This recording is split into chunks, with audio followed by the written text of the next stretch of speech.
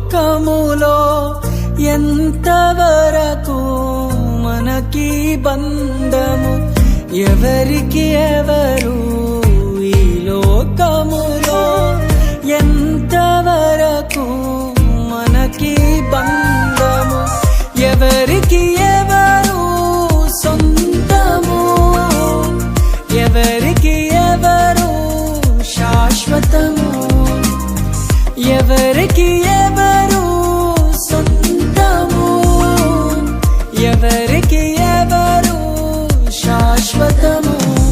మన జీవితం ఒక యాత్ర, మన గమ్యమే ఆ యేసు.